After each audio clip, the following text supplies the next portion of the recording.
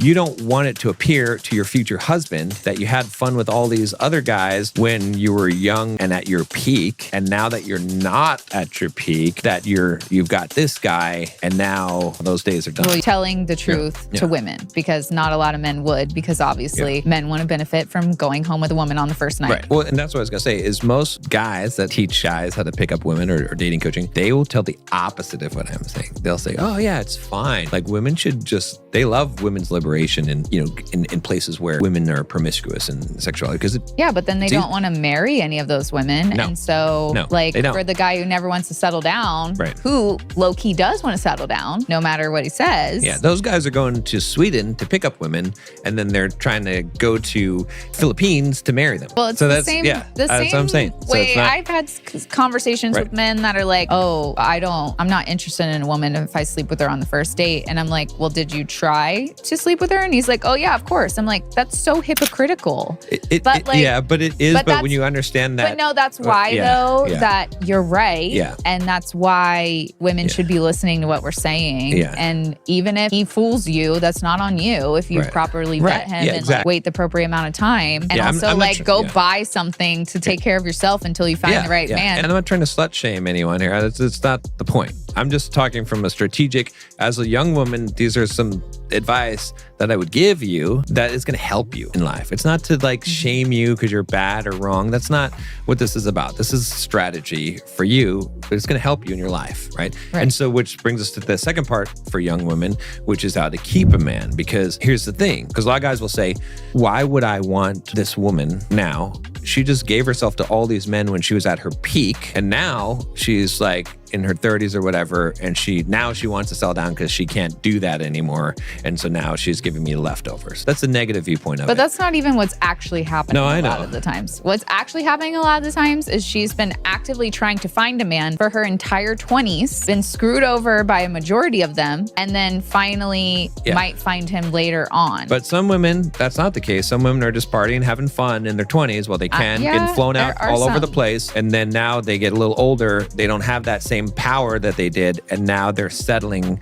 A man feels like he's settled for. So what I'm saying is that, again, that was the negative way of saying it, but there's some truth behind it. The truth behind it is image. You don't want it to appear to your future husband that you had fun with all these other guys when you were young and at your peak. And now that you're not at your peak, you've got this guy.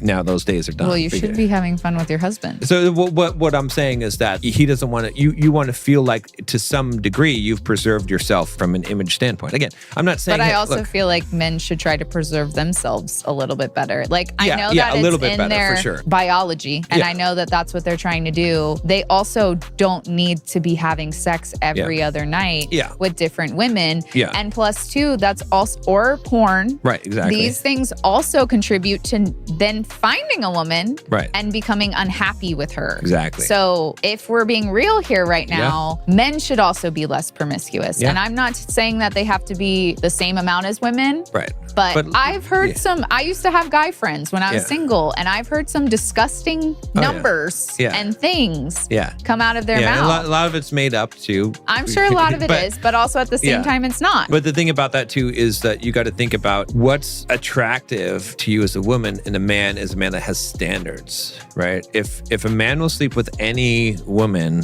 he becomes less attractive. Oh, for sure. If a man has success with women, but they're quality women, he has standards, that makes him more attractive, not numbers. Numbers is gonna hurt you as a man if that's because people are gonna assume your quality must be low. But that's kind of besides the point. But you make a good point in that a man should also be somewhat conscious of this. It's not judged by the same ruler. That's true, and it might seem like a double standard, but there's differences between men and women in the value. Well, it brings your value down as a man, in my opinion, if, like you said, you don't have standards. Right. Like you could be Jeff Bezos, and if you're just slinging that thing around, you're no better than the Pizza Hut delivery guy. I would say that women, because I think a lot of guys get this confused, and I had at one point, is that sleeping with a lot of women does not make a man more attractive. Men think that is the case because women are attracted to men who have slept with a lot of women, potentially. But what's attractive about it is that a man could.